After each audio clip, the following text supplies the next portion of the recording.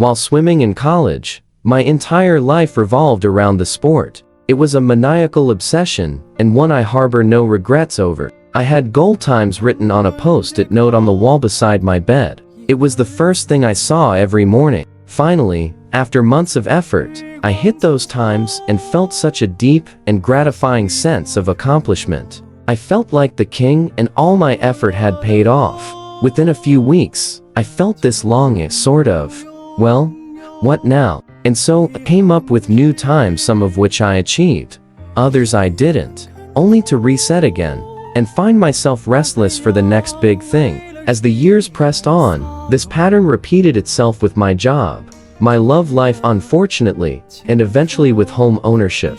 I finally bought a nice house after living in squalor for years and saving my money for this big moment. Then, I smiled each morning as I woke in this new, beautiful home. I admired the clean white walls, tall ceilings, custom tiles, and fancy chandeliers. And inevitably, all became so normal. It's not like I expected this house to provide me eternal bliss. I just expected the satisfaction to, well, last a little longer. The acclimation happened so fast. All of these examples are what researchers call the arrival fallacy, which is when we assume achieving a goal will deliver us coveted happiness in perpetuity, hence you having arrived. Examples abound in many fields. Dan Gilbert surveyed young professors on when they expected to attain tenure, and how happy they expected to be when they got it. After all, it's one of the biggest milestones an academic can achieve. As a whole, professors largely overestimated how happy they'd be by 13% on average. This carries a small silver lining.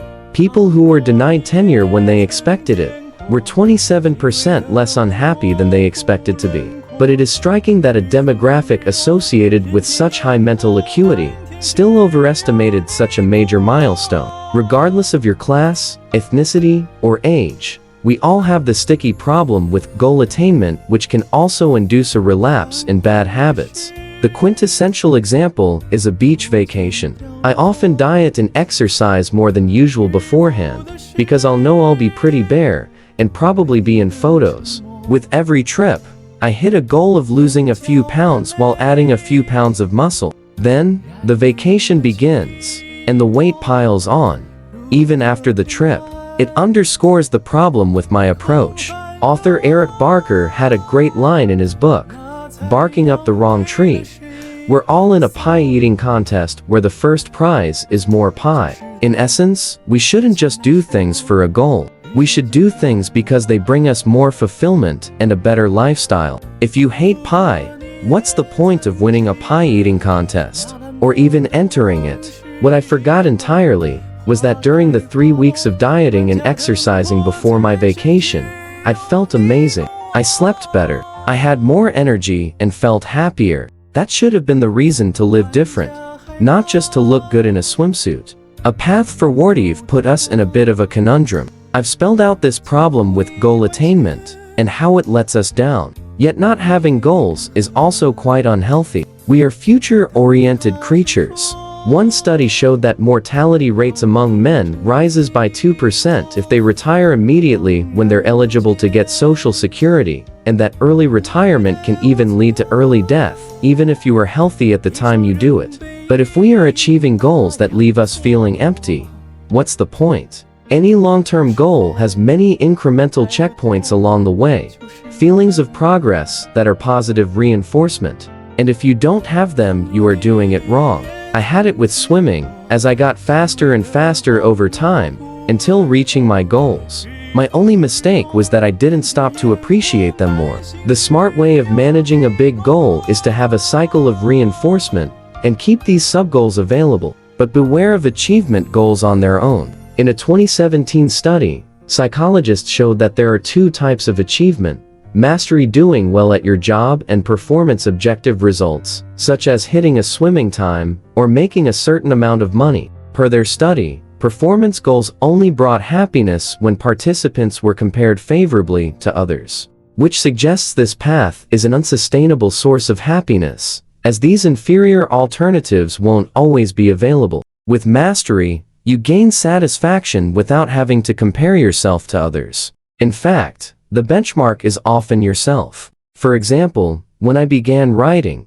I didn't know what I was doing at all, but I made a habit of comparing my content to content from 3 months prior. Quite quickly, I'd objectively see improvement, and it brought me enormous satisfaction. This was far more useful than comparing myself to the masters. But how do we contend with all the excruciating effort that these goals entail? A way to rethink your journey from a monk. There's an amazing Buddhist proverb about a junior monk who is monotonously doing chores around the monastery, which consisted of chopping wood and carrying water. The young monk aspired to become enlightened and promoted to a regular monk. He daydreamed of how this new status would afford him new tasks, respect, and a different life than the tedious one he had. He was ready to move up. One day, he was exasperated and finally asked a senior monk, "What will my new life be like after achieving enlightenment?" The senior monk paused and then said, "Chop wood, carry water."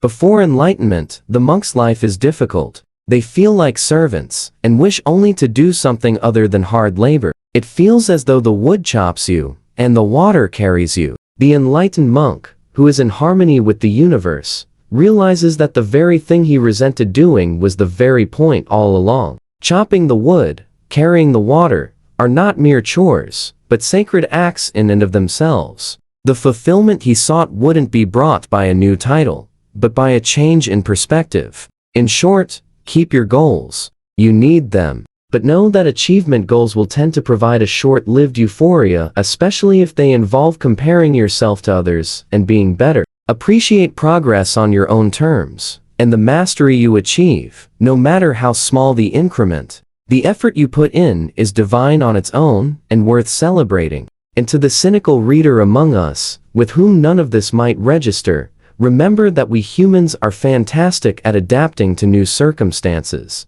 That very instinct that takes all of the wind out of your sails after a major success is also the same function that helps you adapt to a new layoff, divorce, or major life hurdle. Appreciate the sacred act of working hard, furthering your goals, and improving over your prior self. Beware of the arrival fallacy and believing that achieving goals will solve all of your problems. The act of solving problems and pursuing mastery was the goal all along.